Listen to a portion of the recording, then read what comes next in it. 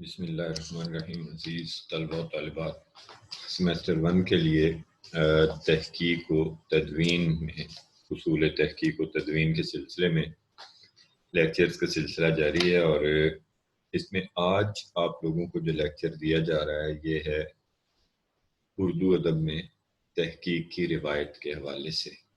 اصل میں جو ابھی تک ہم تحقیق کے بارے میں اصولی مباحث کے بارے میں کچھ پڑھتے رہے ہیں، وہ مباحث ساتھ ساتھ چلتے رہتے ہیں، جس میں محقق کے اوصاف ہیں یا تحقیق کیا ہے یا اس طرح کے، اور تحقیق اور اصول تحقیق میں کیا فرق ہے. یہاں پہ آج کا جو لیکچر آپ کو دیا جا رہا ہے یہ بنیادی طور پر تحقیق کی اس روایت کے بارے میں ہے جو کتابی صورت میں کی گئی. یہ اصول تحقیق کی تاریخ یا اصول تحقیق کی روایت کے بارے میں نہیں ہے، وہ الگ سے لیکچر ہوں گے. یہ ذہن میں رکھیے گا. میں نے آپ لوگوں سے مڈ ٹرم امتحانات کے دوران بھی ایک سوال جو ہے وہ اسی مقصد کے لیے وہ شامل کیا تھا تاکہ آپ لوگ اس ضمن میں کلیئر ہو سکیں کہ تحقیق اور اصول تحقیق میں فرق ہے.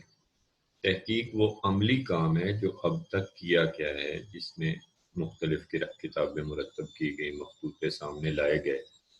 یا کچھ ہم عصر لوگوں کے بارے میں جو کام کیے گئے اس کو ہم جو تحقیق کی روایت ہے اس میں لائیں گے. لیکن جو اصول تحقیق کی روایت ہے وہ ذرا مختلف ہے. اصول تحقیق کا سلسلہ اور اس کو اصولوں کو مرتب کرنے کا سلسلہ کیسے شروع ہوتا ہے اور اس سلسلے میں کون سی کتابیں لکھی گئیں وہ انشاءاللہ ہم بعد میں اگلے کسی لیکچر میں کریں گے. فی الحال یہ اردو ادب میں تحقیق کی روایت کے حوالے سے اس کو دیکھنا چاہیں گے. اس موضوع پر جو اہم مضامین ہیں کچھ میں آپ لوگوں کو بتا دوں کہ اہم مضامین کون سے ہیں. اس میں میرے پاس اردو میں اصول تحقیق جو پہلی جلد ہے، ڈاکٹر ایم سلطانہ بخش کی جلد اول اردو میں اصول تحقیق، یہ world view publishers blue area Islamabad کی چھپی ہوئی ہے. اس میں جو پہلی جلد کا آخری مضمون ہے صفحہ 380 پر، اردو ادب میں تحقیق کی روایت، یہ ڈاکٹر سلطانہ بخش کا اپنا مضمون ہے. یہ ان کا یہ اہم مضمون ہے، اور یہ انشاءاللہ تعالی اس کو ہم دیکھیں گے کہ اس مضمون میں انہوں نے کس طرح سے اس کو دیکھا ہے اور کیا کیا چیزیں بیان کی ہیں. اس کے بعد دوسرا اہم مضمون جو اسی کتاب کی دوسری جلد میں آپ کو ملے گا، اس میں بہت سارے آپ کو ویسے تو مضامین ملیں گے. جلد دوم میں یہ اردو میں اصول تحقیق، یہ بھی ایم سلطانہ بخش کی یہ کتاب ہے اردو میں اصول تحقیق، اور اس کی یہ دوسری جلد ہے. اس میں آپ کو صفحہ 149 سے لے کر یہ مضامین ملنا شروع ہو جاتے ہیں، جن میں اردو کی ادبی تحقیق آزادی سے پہلے ہے، پھر اس کے بعد ہندوستان میں اردو تحقیق اور تدوین کا کام ہے، یہ ڈاکٹر خلیق انجم کا مضمون ہے. پہلا جو ہے پروفیسر گیان چند صاحب کا تھا. پھر ڈاکٹر معین الدین عقیل کا مضمون ہے پاکستان میں اردو تحقیق، یہ بہت اہم مضمون ہے. ٹھیک ہے. پھر اس کے بعد ہندوستان کی یونیورسٹیوں میں اردو تحقیق سید فرد حسین کا ہے. پھر پاکستانی جامعات میں اردو تحقیق کے 35 سال، یہ ڈاکٹر سید معین الرحمان کا مضمون ہے. تو یہ مضامین ہیں جو حصہ دوم میں شامل ہیں اس اردو میں اصول تحقیق کے. اس کے علاوہ کچھ جدید دور میں لکھے گئے مضامین بھی شامل ہیں، لیکن ان مضامین میں سے جو اہم مضمون ہے بہت زیادہ، وہ ڈاکٹر معین الدین عقیل کا مضمون ہے. اور یہ مضمون جو ہے یہ اس کتاب میں ابھی تک جو ہے وہ یہ اس کتاب میں صفحہ نمبر 200 پر یہ پاکستان میں اردو تحقیق کے نام سے یہ مضمون موجود ہے. یہ بہت اہم مضمون ہے جس کو آپ یہ ضرور دیکھیے گا. ٹھیک ہے. یہ مضامین ہیں دو اس وقت ہمارے سامنے، اور ان دونوں مضامین سے ہم استفادہ کریں گے اس لیکچر کے دوران. اس کے علاوہ آپ لوگوں کو ایک طالب علمانہ نقطۂ نظر سے ایک بہت عاجزانہ سی میری ایک کاوش ہے، یہ طرز تحقیق کے نام سے، اور اس میں آپ کو پہلا مضمون مل جائے گا طرز تحقیق میں اردو میں تحقیق کی روایت، رجحانات اور موضوعات. تو یہ مضمون ذرا طالب علمانہ سا ہے، وہ تو علماء کے مضامین ہوتے ہیں، اور آپ جانتے ہیں کہ علماء کے مضامین اکثر جو ہیں وہ ہمیں ذرا تھوڑا سا سر سے گزر جاتے ہیں اور ایک طالب علمانہ مضامین جو ہیں وہ ہمیں تھوڑی سی آسانی ہوتی ہے سمجھنے میں. تو یہ بھی دیکھا جا سکتا ہے طرز تحقیق میں پہلا مضمون ہے. تو یہ کچھ اہم مضامین ہیں اس لیکچر کے حوالے سے جن کو اگر آپ سامنے رکھیں تو آپ کے لیے کافی آسانی ہو جائے گی. اردو میں جب ہم تحقیق کی بات کرتے ہیں، تحقیق کی روایت کی بات کرتے ہیں، تو آپ اس کو اپنی آسانی کے لیے اور میری آسانی کے لیے ہم اس کو 4 ادوار میں تقسیم کر سکتے ہیں جن کی مدد سے ہم اس روایت کو زیادہ بہتر طریقے سے سمجھ سکیں گے. پہلا زمانہ اس کا جو تحقیق کی روایت کا ہے اس کو آپ یوں سمجھ لیں کہ یہ تذکروں کا دور ہے اور اس کا آغاز ہوتا ہے 18ویں صدی کے وسط سے. 18ویں صدی کا درمیانی جو زمانہ تھا 1750 سے سمجھ لیں، تو اس زمانے میں اس کا آغاز ہوتا ہے. اور نکات الشعراء میر تقی میر کا پہلا جو تذکرہ لکھا ہوا ہے یہ اس کو پہلا تذکرہ مانا جاتا ہے، اگرچہ اس کے ساتھ ایک دو اور تذکرے بھی ایسے ہیں کہ جن کے بارے میں یہ کہا جاتا ہے کہ وہ بھی اس میں شامل ہیں. لیکن نکات الشعراء کو وہ آس پاس ہیں، چونکہ اس لیے یہ تھوڑی سی بحث ہوتی ہے کہ وہ شاید پہلے ہیں، لیکن نکات الشعراء کو بہرحال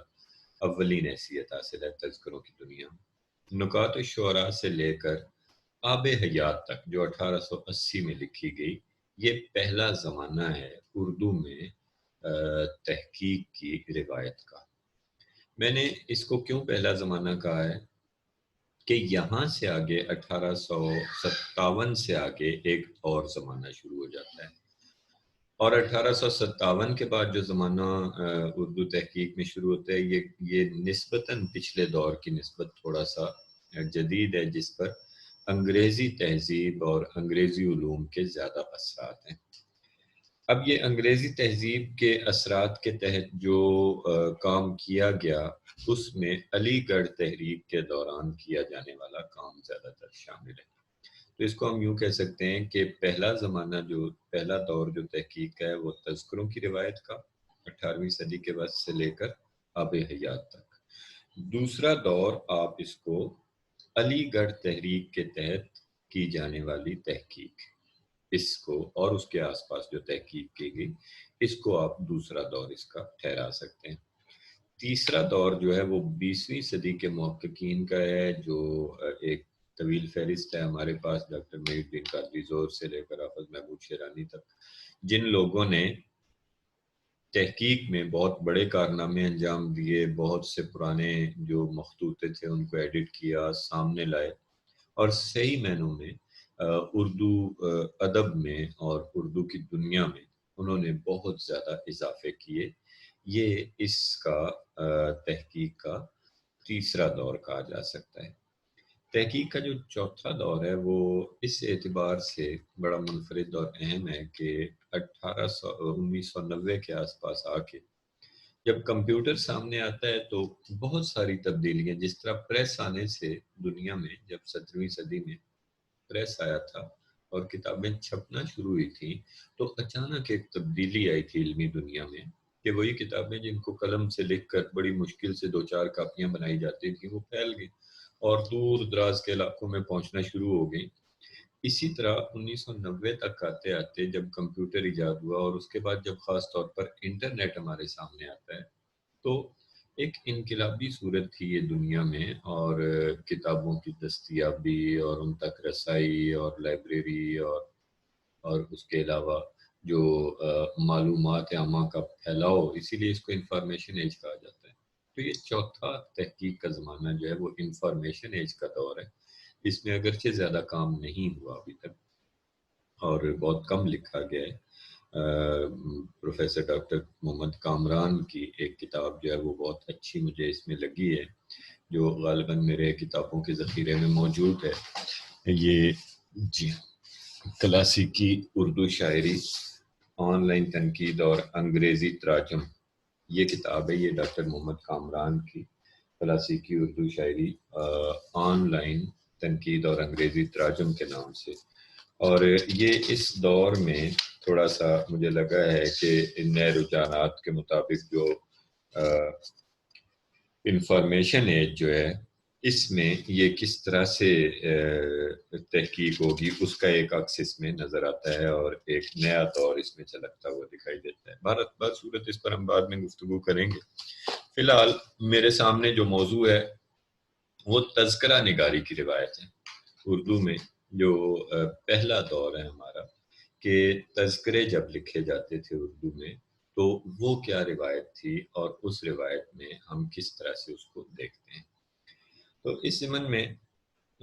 آپ لوگوں کو تھوڑا سا میں یہ آئیڈیا دے دوں کہ تذکرہ نویسی جو ہے یہ کیا ہے. پرانے دور میں لوگ ابتدا میں بیازیں بنا لیا کرتے تھے کیونکہ ریکارڈنگ کا زمانہ نہیں تھا. آپ مشاعرے میں گئے, آپ نے مشاعرہ سنا تو یہ ہوتا تھا لوگوں کو کہ وہ شعر بھول جایا کرتے تھے اور اس کو یاد رکھنے کے لیے یا ذخیرے میں رکھنے کے لیے یا بعد میں دہرانے کے لیے لکھ لیا کرتے تھے. انہیں ہم کہتے تھے بیازیں یا ڈائریاں سمجھ لیں. شاعر اپنی ڈائریاں بھی بناتے تھے, دوسروں کے اشعار جو ہیں ان کو بھی اکٹھا کیا جاتا تھا اور اس میں اپنے ذوق کے مد نظر جو شعر پسند آتے تھے ان کو لکھ لیا جاتا تھا. آج کل بھی لوگ ڈائریاں بناتے ہیں. تو پرانے دور میں جو ڈائریاں بنائی جاتی تھی بیازیں, انہی کو تھوڑا سا ترقی یافتہ ان کی جو صورت تھی اس کو تذکروں کی صورت دی گئی. تذکرہ ویسے تو یہ عربی زبان سے چلتا چلا آ رہا ہے. تذکرۃ الشعراء عربی زبان کا, طبقات الشعراء عربی زبان میں ابتدائی تذکروں میں سے ہے. لیکن اور اس میں یہ کسی بھی شخصیات کا تذکرہ ہو سکتا ہے. شاعروں کا تذکرہ ہو سکتا ہے, علماء کا تذکرہ ہو سکتا ہے. علماء کے بڑے بڑے تذکرے لکھے گئے اور سائنسدانوں کے تذکرے لکھے جاتے تھے, سیاستدانوں کے تذکرے لکھے. تذکرہ بیسیکلی ذکر کرنا عظیم شخصیات کا یا ان کے ذکر کو اکٹھا کر لینا. تو وہاں سے یہ روایت چلتی ہوئی آ رہی ہے. تو جب فارسی زبان سے ہوتی ہوئی یہ روایت اردو زبان میں آئی تو یہاں پہ بیازوں کو تذکروں کی صورت دی گئی. اور بیازوں کو تذکروں کی صورت کیسے ملی کہ جن شعراء کا کلام لکھا جاتا تھا, اکٹھا کیا جاتا تھا, کچھ ان کا تعارف بھی درج کرنا شروع ہو گئے کہ یہ کون تھے شاعر اور کہاں کے رہنے والے تھے اور کس شہر سے ان کا تعلق تھا, اور پھر ان کا منتخب کلام اور کچھ ان کے بارے میں تنقیدی کلمات. اپنی عام طور پر وہ تاثراتی تنقید ہوا کرتی تھی, تو جو اپنی رائے دینے والی بات ہوتی تھی کہ میری رائے میں یہ شعر اچھے ہیں یا میری رائے میں یہ شعر اچھے نہیں ہیں. اب یہ جو تذکروں میں بیازوں سے تذکروں تک پہنچنے کا جو سلسلہ ہے, اس ضمن میں کچھ میں آپ لوگوں کو تذکروں کے بارے میں, کتابوں کے بارے میں تھوڑا سا بتا دینا چاہتا ہوں کہ کتابیں کون کون سی آپ کو اس ضمن میں مل سکتی ہیں اور کن کن کتابوں سے آپ زیادہ استفادہ کر سکتے ہیں. تو یہ استفادہ کرنے کے لیے آپ لوگوں کو یہ ایک سکرین شیئر کر رہا ہوں میں, یہاں پہ آپ کو کچھ مواد ملے گا اس سلسلے میں. اب یہ دیکھیے کہ یہ کتابیں ہیں اس وقت جو 6 کتابیں, یہ مطلب اور بہت ساری کتابیں ہو سکتی ہیں. ابتدائی طور پر یہ 6 کتابیں جو ہیں یہ اہم کتابیں ہیں اس زمن میں, جن کو آپ دیکھ سکتے ہیں کہ تذکرہ نگاری کے لیے یہ کتابیں اہم ہیں. شعراء اردو کے تذکرے اور تذکرہ نگاری کا فن, یہ ڈاکٹر سید عبداللہ کی کتاب ہے جو 1952 میں مکتبہ جدید لاہور سے چھپی تھی. پھر ہے اردو تذکروں میں نکات الشعراء کی اہمیت, ایم کے فاطمی, یہ بھی اچھی کتاب ہے, لکھنؤ کی چھپی ہوئی کتاب ہے اور نکات الشعراء کے حوالے سے خاص طور پر یہ کافی اچھا چیز ہے. اردو شعراء کے تذکرے اور تذکرہ نگاری, فرمان فتح پوری کی کتاب ہے, یہ بہت عمدہ کتابوں میں سے ایک ہے اور تذکرہ نگاری کے حوالے سے اس کتاب میں بہت اچھا مواد ہے. شعراء اردو کے تذکرے حنیف نقوی کی, یہ بھی بہت اچھی کتاب ہے اور لکھنؤ سے چھپی کتاب ہے اور اس کو بھی تذکرہ نگاری میں بہت اچھی کتابوں میں شمار کیا جا سکتا ہے. پھر شعراء اردو کے اولین تذکرے ڈاکٹر محمد انصار اللہ ہے, یہ علی گڑھ سے کتاب چھپی ہے 1978 میں. اور پھر شعراء کے تذکرے قاضی عبدالودود 1995 میں, خدا بخش اورینٹل پبلک لائبریری پٹنہ سے یہ کتاب چھپی ہے. تو یہ کچھ کتابیں ہیں جو آپ کے سامنے ہیں. اب جیسے میں نے کہا تھا کہ بیاضوں کی ترقی یافتہ صورت تذکروں میں نظر آتی ہے، تو یہ ڈاکٹر فرمان فتح پوری کا ایک قول آپ کے سامنے، جو انہی کے اردو شعراء کے تذکرے اور تذکرہ نگاری سے لیا ہوا ہے، اور یہ جو ہے یہ قول ان کا آپ نوٹ کر سکتے ہیں اپنے پاس، اور یہ آپ کو کام دے گا۔ اس کو ہم تھوڑا سا اس نظر سے میں آپ کے سامنے رکھتا ہوتا ہوں کہ ایک تو کچھ ہمارے پاس جو بڑی شخصیات ہیں ان کے اقوال ہوں، ان کی کوٹیشنز ہوں، تو ان کو ہم اپنے مضامین میں استعمال کر سکتے ہیں، اپنے جوابات میں یا اسائنمنٹس میں استعمال کر سکتے ہیں دو حوالوں سے۔ ایک تو ہم ان اقوال کو اس لیے استعمال کر سکتے ہیں کہ یہ اقوال جو ہوتے ہیں ان کے یہ ہمارے بیان کی تائید کرتے ہیں، اور دوسرا ہم اس لیے استعمال کرتے ہوتے ہیں کہ ان پر ہم ان سے اختلاف کرتے ہیں کسی نہ کسی زاویے سے۔ اسے ہم جب لکھتے ہوتے ہیں تحقیق میں، جب مقالہ نگاری ہم کرتے ہوتے ہیں، تو اس کو کہا جاتا ہے سابقہ یا گزشتہ تحقیق کا مطالعہ۔ تو اس سے پہلے جن لوگوں نے آپ کے موضوع کے بارے میں کچھ کہا ہے، ان کے اقوال اور اقتباسات آپ کے جب مضمون میں شامل ہوتے ہیں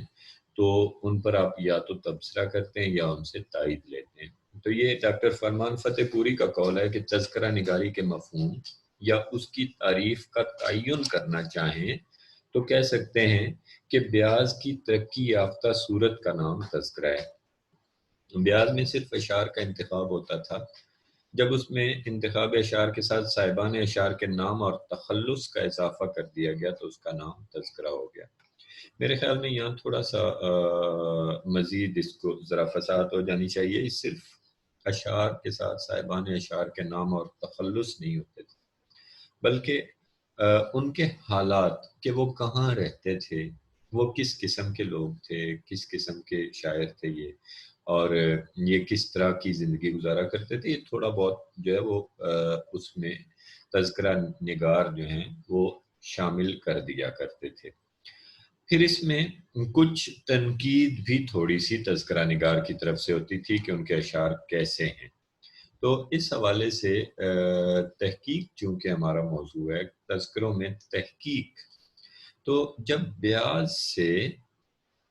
تذکرے تک کا سفر طے ہوتا ہے، یعنی بیاض تذکرے میں تبدیل ہوتی ہے، تو یہاں پر تحقیق کا اضافہ ہوتا ہے۔ لیکن تذکروں میں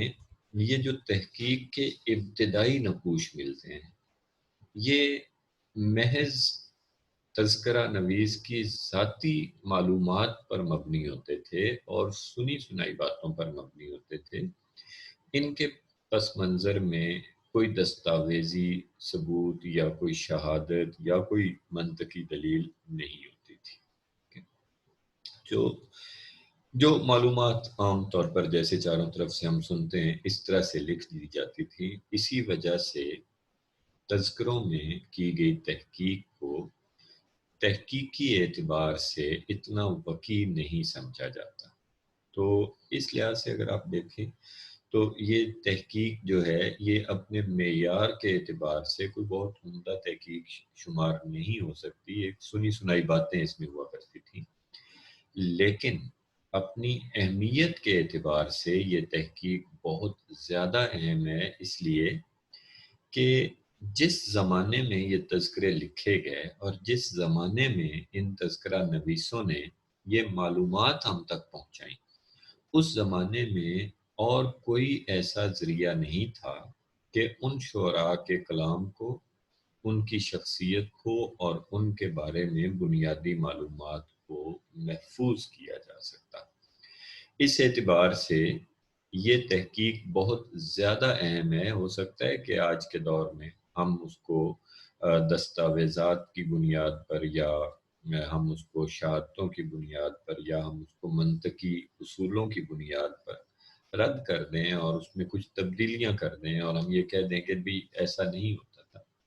لیکن جو ریکارڈ محفوظ کیا گیا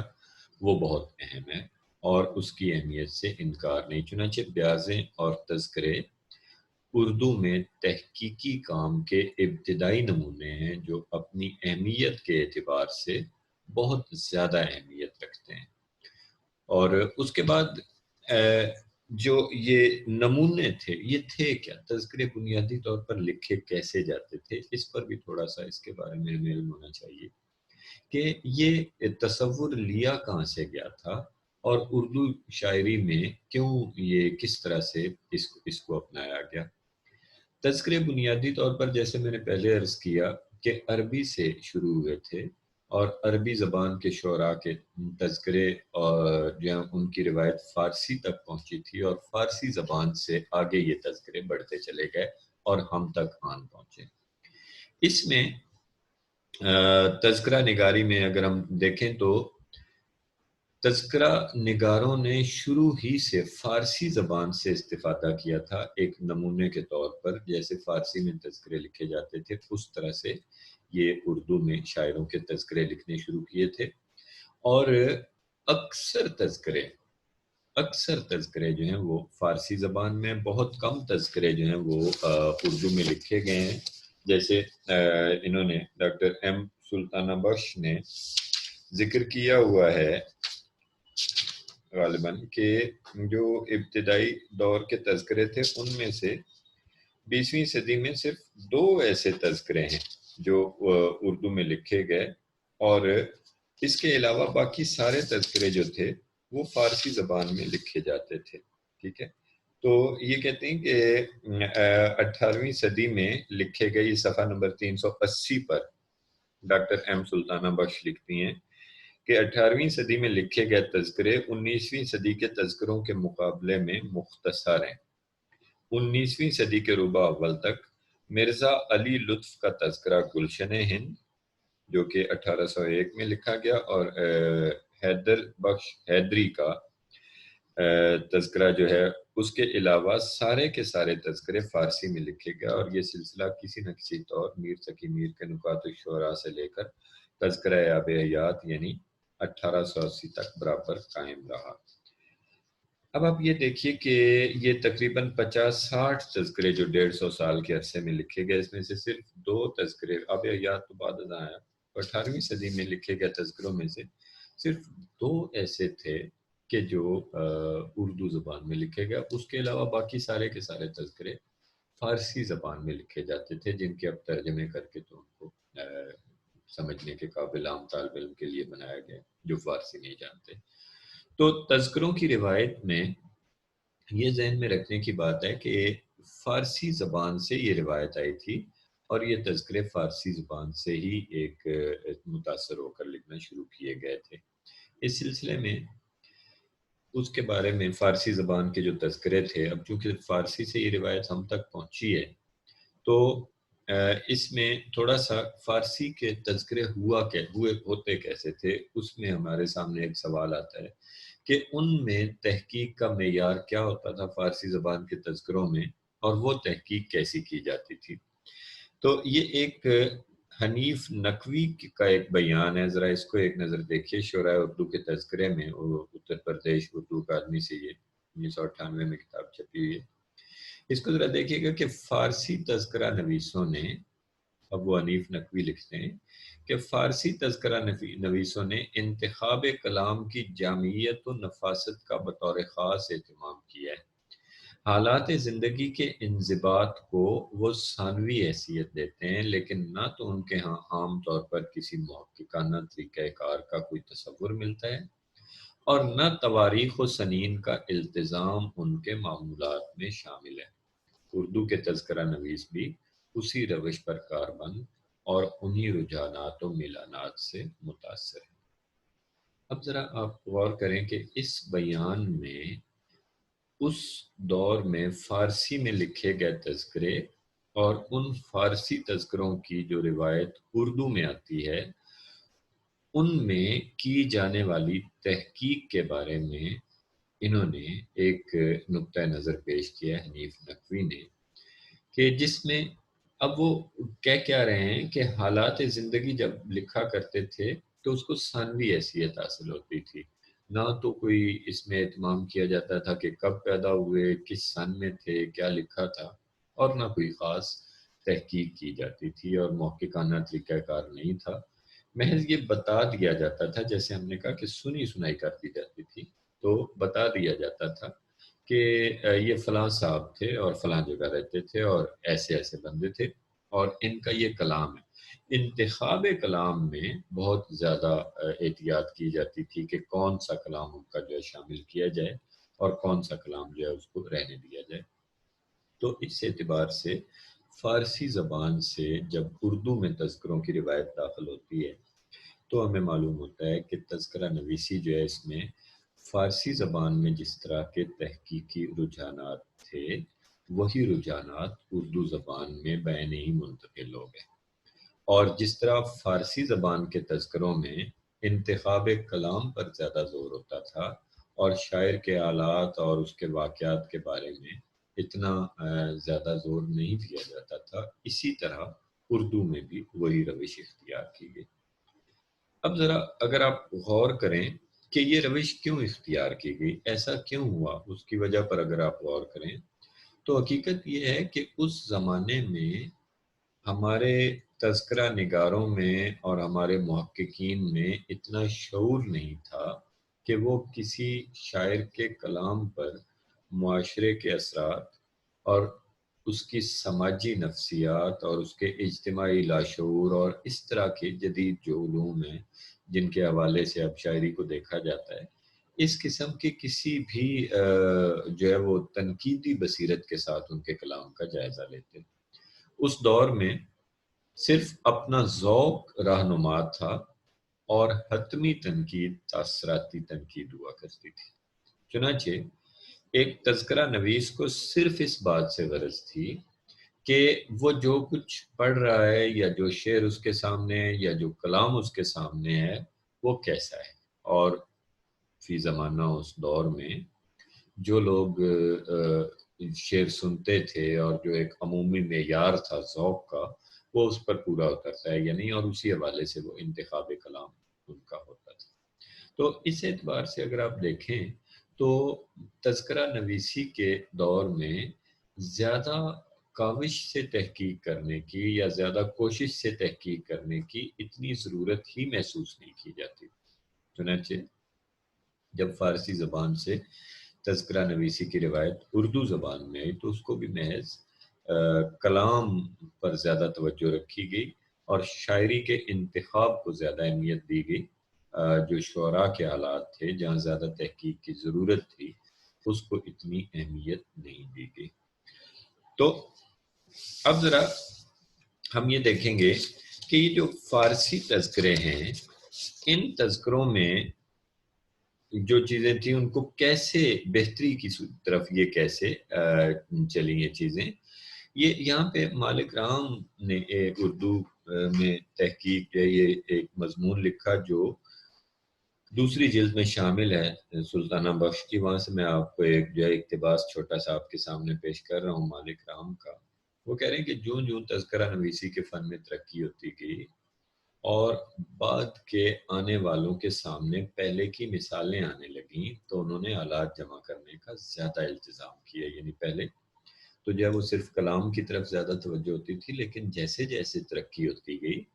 اور جوں پچھلے تذکروں کی مثالیں سامنے آتی گئی تو زیادہ التزام کیا گیا کہ حالات بھی جمع کیے جائیں۔ بہرحال اپنی تمام خامیوں کے باوجود تذکروں کے مفید ہونے میں کوئی شبہ نہیں، اگر یہ نہ ہوتے تو جتنے حالات ہمیں آج معلوم ہیں یہ بھی ضائع ہو گیا ہوتے۔ یہ بڑی صاف سی بات ہے جو ابتدا میں ہم نے کی ہے، لیکن حالات جمع کرنے کی طرف زیادہ توجہ ہوتی چلی گئی اور اس کے بعد یہ اب نوبت یہاں تک پہنچی کہ آب حیات میں جب 1880 میں آب حیات سامنے آتی ہے محمد حسین آزاد کی، تو آب حیات میں محمد حسین آزاد نے نہ صرف یہ کہ شعراء کے حالات بڑے تفصیل سے جمع کیے بلکہ ایک تنقیدی بصیرت کے ساتھ ان کے کلام کا جائزہ بھی لیا، اور اس کے ساتھ ساتھ لسانیات کے حوالے سے بھی اور اردو زبان کے حوالے سے بھی اس کی ابتدا میں بہت عمدہ مضامین شامل کیے۔ تو اس طرح اگر دیکھا جائے تو وہ تذکرے جن کی ابتدا فارسی تذکروں کے تحت ہوئی تھی اور جو صرف کلام جمع کرنے اور اپنے ذوق کے مطابق شعر اکٹھے کر دینے تک محدود تھے، وہی تذکرے رفتہ رفتہ شعراء کے حالات جمع کرنے اور ایک تنقیدی بصیرت کے ساتھ، ایک محققانہ کاوش کے ساتھ اردو زبان اور ان کے شعراء کے معاشرتی پس منظر اور سماجی اور نفسیاتی پس منظر کے حوالے سے بھی ان تذکروں میں کچھ نہ کچھ ہمیں آثار نظر آنا شروع ہو گئے۔ اب سماجی پس منظر کی مثالیں جو ہیں وہ جیسے محمد حسین آزاد نے، اسی لیے آب حیات کو تذکروں اور تنقید، جو جدید تنقید ہے، اس کی درمیانی صورت کہا جاتا ہے۔ یہ ایک ٹرانزیکشن کا پیریڈ، ایک عبوری دور تھا جو تذکرے جو ہیں وہ جدید صورت اختیار کر رہے تھے۔ تو اس میں اگر آپ دیکھیں تو انہوں نے جس طرح شیخ ابراہیم ذوق کے معاملے میں یہ بتایا ہے آب حیات میں کہ ان کی ذاتی حالات جو ہیں وہ اس قسم کے تھے کہ وہ اپنا کلام جو ہے وہ اس طرح سے نہیں لکھ سکتے تھے، اپنی شاعری اس طرح نہیں کر سکتے تھے آزادی سے، کیونکہ وہ بادشاہ کے ملازم تھے۔ ایک موقع پر آزاد نے یہ بھی کہا ہے کہ بادشاہ سلامت کو اگر شبہ ہو جاتا تھا کہ اپنی کوئی غزل لکھنے لگے ہیں تو وہ ناراض ہوتے تھے اس پہ باقاعدہ، اور وہ فرصت ہی نہیں دیتے تھے شیخ ابراہیم ذوق کو اس بات کی کہ وہ اپنے لیے کچھ کر سکیں، بلکہ بادشاہ کی یہ خواہش ہوتی تھی کہ وہ صرف بادشاہ کا ہی جو کلام ہے اس کو لکھیں۔ تو اب یہ وہ نقوش ہیں جو سماجی پس منظر میں دیکھنا اور ایک تحقیقی کاوش کے ساتھ کہ وہ کن کن حالات سے متاثر ہو رہا تھا شاعر، یہ آب حیات تک آتے آتے ایک واضح صورت اختیار کر چکی تھی یہ روش۔ اس میں کوئی شک نہیں کہ آب حیات جو ہے اس پر بہت سے اعتراضات کیے گئے اور کیے جا سکتے ہیں، اور وہ کوئی بہت تحقیقی اعتبار سے بہت کوئی مصدقہ اور بڑی کوئی قابل اعتبار کتاب نہیں ہے، لیکن تحقیق میں ایک نئی سمت دکھانے کے اعتبار سے آب حیات بہرحال ایک بہت بڑے سنگ میل کی حیثیت رکھتی ہے۔ تو اب ایک اور جو تھوڑا سا تذکروں کے ضمن میں اور ایک بات جو اہم ہے وہ یہ کہ وہ کیا محرکات تھے جن کی بنیاد پر یہ تذکرے لکھے جاتے تھے، کیوں لکھے جاتے تھے یہ تذکرے۔ اگر ہم ان محرکات کو سمجھ سکیں تو ہم یہ بھی سمجھ لیں گے کہ تذکروں میں تحقیق کا معیار کیسا تھا اور کیوں تذکروں میں تحقیق اچھی نہیں کی گئی، اور کیا ان تذکرہ نگاروں کے پیش نظر اصل میں چیزیں کیا تھیں۔ تو ان محرکات میں ویسے تو فرمان فتح پوری نے 4 اس کے محرکات بیان کیے ہوئے ہیں اپنی کتاب میں، جس کا بھی میں نے حوالہ دیا ہوا ہے، کہ جس میں ایک تو یہ کہ ان میں یہ جذبہ ہوتا تھا کہ اپنی یادگار جو ہر شاعر میں ہوتا ہے کہ یادگار چھوڑ جائیں، پھر ایک ذوق جو ہے وہ ان کا مجبور کرتا تھا کہ شعر اکٹھے کیے رکھیں، اور تیسری چیز جو ہے وہ یہ ہوتی تھی کہ شاعروں کی آپس میں ایک معاصرانہ چشمک ہوا کرتی تھی، اور ان کے شاگرد جو ہیں وہ ان کو ان کے حالات زیادہ اکٹھے، ایک گروہ جو ہے وہ اکٹھے اپنے حالات زیادہ کرتا تھا اور دوسرا گروہ اپنے، اور پھر یہ کہ رواج تھا مشاعروں کا، اور لوگ جایا کرتے تھے مشاعروں میں، وہاں پر اپنی بیازیں لے کر جاتے تھے اور جو شعر پڑھے جاتے تھے انہیں لکھ لیتے تھے۔ یہ 4 چیزیں ڈاکٹر فرمان فتح پوری نے اپنی کتاب میں یہ 4 محرکات لکھے ہیں۔ ان چاروں محرکات کو اگر آپ دیکھیں تو ان میں ہمیں کوئی ایسا خاص محرک نظر نہیں آتا جس میں تحقیق پر زیادہ توجہ دی جاتی یا جس میں تحقیق کی بہت زیادہ ضرورت محسوس کی جاتی۔ اسی طرح حنیف نقوی نے جو شعراء اردو کے تذکرے اتر پردیش اردو اکادمی میں یہ آپ کے سامنے ہیں، یہ انہوں نے جو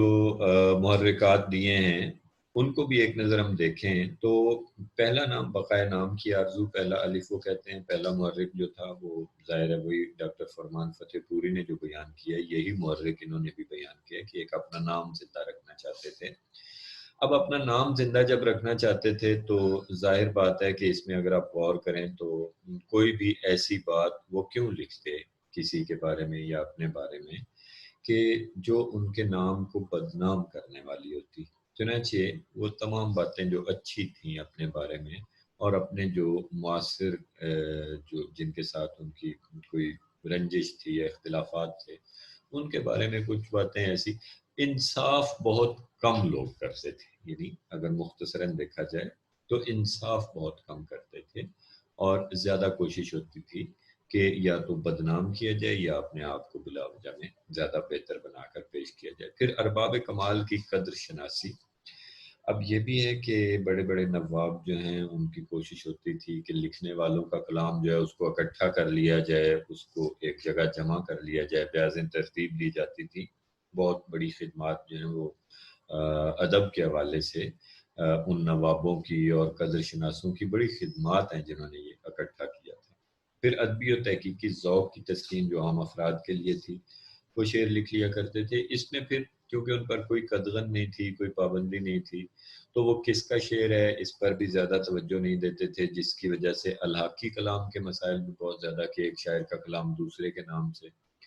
شامل ہوتا رہا۔ پھر کلام درست ہونے یا نہ ہونے کے مسائل پیدا ہوتے رہے۔ چنانچہ جب ہم پرانے دور کی بیاضیں اور مخطوطے دیکھتے ہیں تو ان میں یہ بہت مسائل سامنے آتے ہیں کہ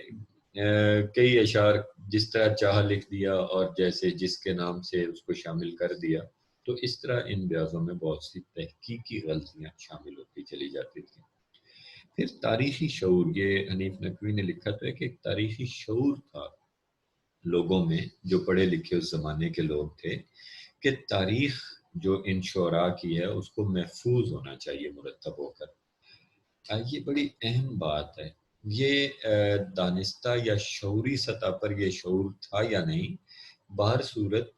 ہر دور کے تعلیم یافتہ لوگوں میں، ارباب علم میں یہ شعور رہا ہے کہ اپنی تاریخ کو محفوظ کیا جائے۔ تو یہ بھی ایک محرک تھا، اور یہ بہت اچھا محرک تھا بشرطے کہ اس کے ساتھ وہ تربیت شامل ہوتی، جدید تحقیقی ذہن ہوتا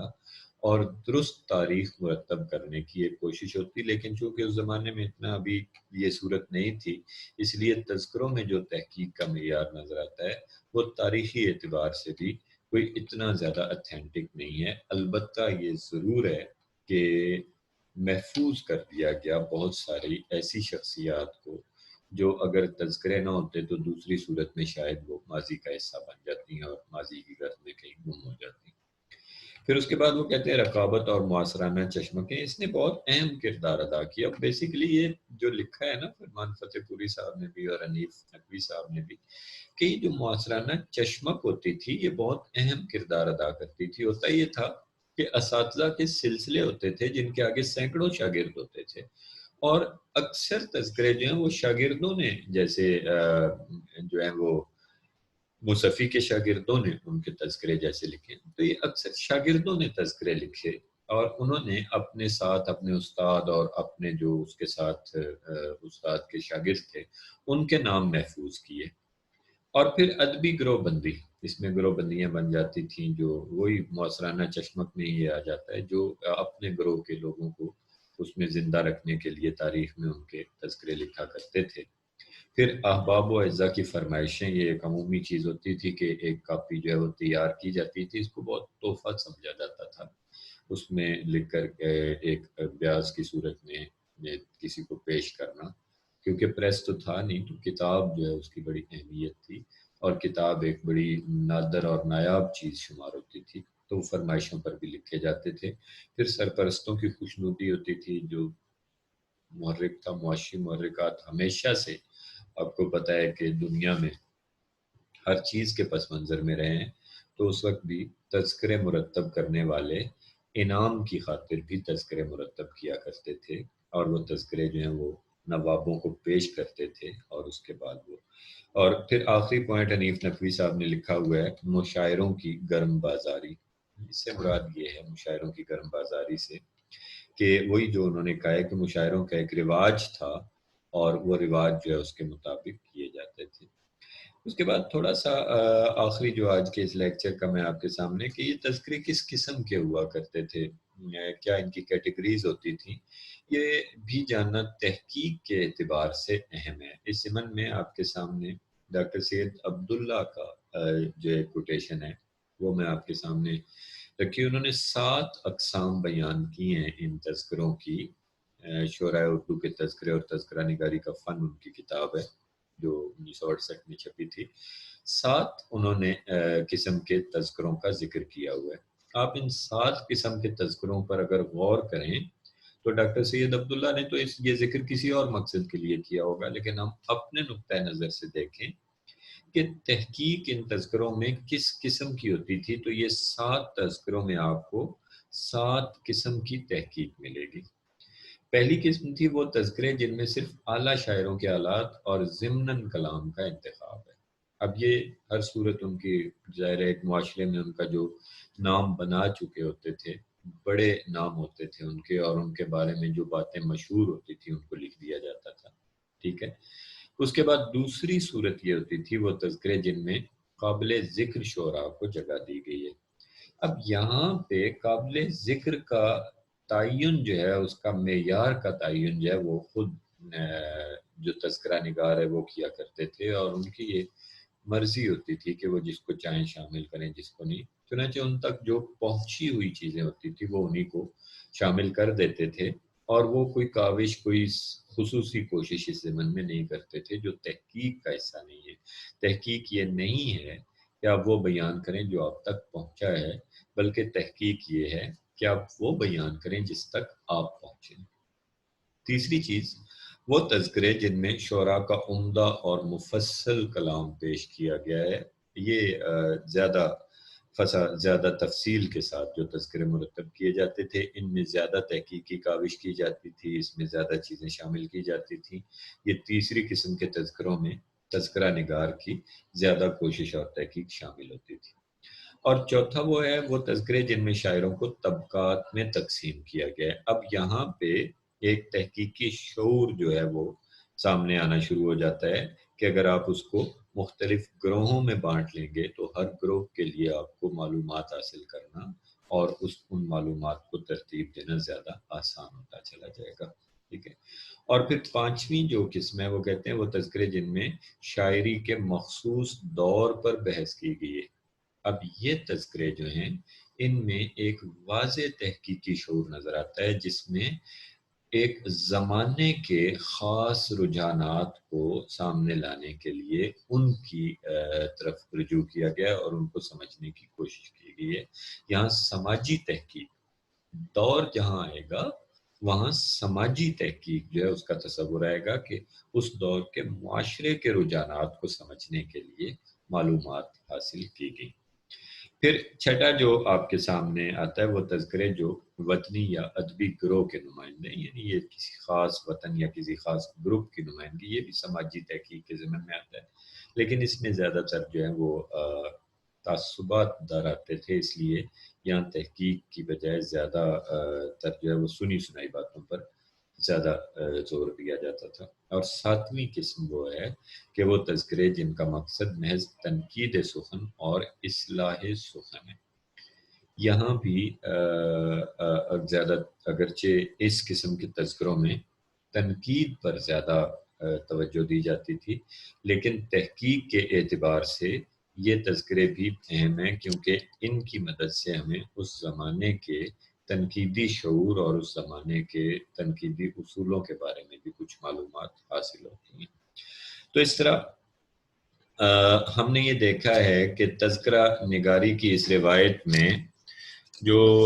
ابتدا میں جو بیاضوں کا اور بیاضوں سے تذکروں تک کا سفر تھا وہ طے ہوتا ہے، اور فارسی زبان کے اثرات کے تحت تذکرے لکھے جاتے ہیں، اور فارسی زبان میں تذکروں کے جتنے مسائل تھے جس میں تحقیق زیادہ نہ کرنا اور اپنے ذوق کے مطابق اور سنی سنائی معلومات پہ چیزوں کی بنیاد رکھ دینا اور انتخاب کلام پر زیادہ توجہ رکھنا اور حالات کم بیان کرنا، یہ فارسی زبان سے یہ چیزیں ہمارے ہاں آئی ہوئی تھیں۔ اس کے بعد ہم یہ دیکھتے ہیں کہ اردو زبان میں جو فارسی کے تذکرے آتے ہیں ان تذکروں کی روایت کے مطابق جو کچھ لکھا گیا وہ کیسا لکھا گیا، وہ کس طرح کے تذکرے بنائے گئے، ان کی کتنی قسمیں تھیں، اور ہم اپنے تحقیق کے نقطۂ نظر سے یہ دیکھتے ہیں کہ تحقیق کی روایت میں ان تذکروں میں ہمیں کس قسم کی تحقیق ملتی ہے، اور وہ تحقیق جو ہے وہ کس طرح ایک بنیاد فراہم کرتی ہے آب حیات جیسی کتاب کے لیے، کہ جہاں آ کر تحقیق اس مقام پر پہنچ جاتی ہے کہ سماجی مطالعہ بھی شاعر کے پس منظر میں رکھا گیا ہے، جہاں اس کا لسانی اور لسانیاتی پس منظر بھی رکھا گیا ہے شاعر کے جو ہے وہ اس میں سمجھنے کے لیے اس کے تجزیے میں، اور شاعر کے حالات زندگی کو بھی سامنے رکھا گیا ہے، اور کافی حد تک کوشش کی گئی ہے کہ تحقیق کرنے کے بعد کسی شاعر کے کلام کا تجزیہ کیا جائے۔ اب یہ آب حیات جدید تحقیق کی طرف پہلا قدم تھا، اور یہاں سے آگے تحقیق کا ایک اور زمانہ شروع ہوتا ہے جس کو ہم علی گڑھ تحریک اور اس کے آس پاس ہونے والی تحقیق کے ضمن میں جان سکتے ہیں۔ اور یہ تحقیق جو ہے یہ انگریزی جو حکومت آ چکی تھی اور مغرب میں جو تحقیق ہو رہی تھی اس کے اثرات اس پر واضح ہمیں نظر آتے ہیں، جو بالآخر آگے بڑھتی ہوئی 20ویں صدی کے محققین تک پہنچتی ہے۔ تو انشاءاللہ آئندہ لیکچر میں ہم علی گڑھ تحریک کا جائزہ لیتے ہوئے آگے آئیں گے کہ تحقیق کے جو اگلے ادوار ہیں وہ کس طرح سے مرتب ہوتے ہیں۔ تب تک کے لیے اجازت دیجیے، انشاءاللہ تعالی اگلے لیکچر میں آپ سے پھر ملاقات ہوگی، لیکن اس سے پہلے آپ لوگ اس لیکچر کے آخر میں آپ کو یہ شیئر کر رہا ہوں، اس کے ساتھ ساتھ آپ کو میں واٹس ایپ گروپ میں بھی یہ شیئر کر دوں گا کہ آپ نے یہ جو اسائنمنٹ بنانی ہے، اسائنمنٹ آپ نے کیسے بنانی ہے۔ آپ کے سامنے یہ ایک سکرین شیئر کر رہا ہوں، اور یہ سکرین جو ہے یہ آپ لوگوں کی اس پر آ جائے گی، تو آپ اس کو دیکھ سکیں گے کہ کون سے موضوعات ہیں۔ یہ پہلے سمیسٹر کے لیے، یہ پلیز اس کا سکرین شاٹ لے لیجئے گا، اور واٹس ایپ پہ بھی میں یہ شیئر کر دوں گا۔ تو یہ موضوعات جو ہیں ان میں سے کسی ایک موضوع پر آپ نے تقریباً 10 ٹائپ شدہ 16 کے فونٹ میں، یہ دیکھ رہے ہیں یہ 16 کا فونٹ ہوتا ہے، 10 ٹائپ شدہ صفحات پر مشتمل اسائنمنٹ تحریر کرنی ہے آپ نے، اور حوالہ جات اور کتابیات کے بغیر اسائنمنٹ آپ کی قبول نہیں کی جائے گی، یہ پلیز ذہن میں رکھیے گا۔ اس میں پہلی چیز یہ ادبی تحقیق کا کیا جواز ہے، یہ ایک اسائنمنٹ آپ نے بنانی ہے، مثالوں اور دلائل سے بیان کریں۔ یہاں آپ نے جواز بیان کرنا ہے، کیوں ادبی تحقیق پہ کیوں کی جائے، ٹھیک ہے۔ یاد رکھیے گا یہ جو اسائنمنٹس آپ بنائیں گے یہ آپ کو کتابوں میں نہیں ملیں گی، آپ کو کتابوں سے مواد تلاش کر کے خود محنت کرنی ہوگی، اس پہ خود سوچنا ہوگا اور اپنے ذہن کو تحریک دینی ہوگی۔ اسائنمنٹ ایک عام سوال نہیں ہوتا کہ اس کو جہاں سے چاہا کاپی کیا اور لکھ کر بھیج دیا، یہ آپ کو نہیں ملیں گی کتابوں میں۔ اس کے بعد دوسرا ہے آپ کے خیال میں اردو زبان کے 3 اہم ترین محققین کون ہیں اور وہ کیوں اہم ہیں۔ یہ حصہ جو ہے وہ کیوں اہم ہے، یہ بہت اہم ہے، پلیز اس کو نظر انداز مت کیجیے گا۔ آپ اگر صرف 3 محققین کے حالات زندگی اور ان کی تصانیف لکھ کر بھیج دیں گے تو آپ کو اچھے نمبر نہیں دیے جائیں گے۔ پھر تیسرا جو اسائنمنٹ کا موضوع ہے آپ کے لیے وہ ہے، اگر آپ کو ایک محقق کی حیثیت سے ادبی متون پر، یہ تدوین کے حوالے سے خاص طور پر ہے، تدوین کے حوالے سے اگر آپ کو ایک محقق کی حیثیت سے ادبی متون پر کام کرنے کا موقع ملے تو آپ کون سے متون پر کام کرنا پسند کریں گے یا گی، اور کیوں؟ یہ کیوں کا جواب لازمن دیجیے گا۔ ان 3 میں سے کوئی ایک سوال منتخب کریں اور اس پر 10 ٹائپ شدہ صفحات جو ہیں، تقریباً 10 ٹائپ شدہ، 9 بھی ہو سکتے ہیں 11 بھی ہو سکتے ہیں، وہ مجھے آپ لوگوں نے، اگر آپ تدوین پر کر رہے ہیں تو محترم ڈاکٹر عبدالکریم خالد صاحب کو آپ بھیج دیں، اور اگر آپ تحقیق کے حوالے سے کر رہے ہیں تو وہ مجھے بھیج دیں، تو آپ لوگوں کی اسائنمنٹس میں وہ ریکارڈ میں آ جائیں گی۔ آپ لوگوں نے ایک مہربانی فرمانی ہے کہ یہ جو آپ کو اسائنمنٹس کے لیے ٹاپک دیے گئے ہیں ان کو آپ نے بوجھ کی طرح نہیں سمجھنا، یہ نہیں سمجھنا کہ یہ آپ پر بوجھ ہے، بلکہ آپ نے ان کو ایک جذبے کے ساتھ دیکھنا ہے کہ آپ اس کو کیسے سمجھتے ہیں ان موضوعات کو، اور آپ کے اپنے خیالات اس پہ کیا ہیں۔ یہ اسائنمنٹ آپ کو ایک تربیت دے گی آگے مستقبل کے لیے، اور اس میں کیوں پر بہت زور دیں، ٹھیک ہے، کیوں پر بہت زور دیں، کیوں اہم ہے، اور آپ یہ متون جو ہیں فرض کیا آپ منتخب کرتے ہیں تو کس قسم کے کیوں ان کو منتخب آپ کریں گے، اس پر آپ کا زور ہونا چاہیے۔ انشاءاللہ تعالی اگلے لیکچر میں پھر آپ کے سامنے حاضر ہوں گے اور پھر دیکھیں گے کہ آپ کے اگر کچھ سوالات ہوں اس ضمن میں تو آپ واٹس ایپ پہ براہ راست مجھ سے پوچھ سکتے ہیں، یا یہ سوالات جو ہیں یہ آپ وہاں گروپ میں بھی آپ بھیجے جا سکتے ہیں سوالات، اور وہاں بھی پوچھا جا سکتا ہے کہ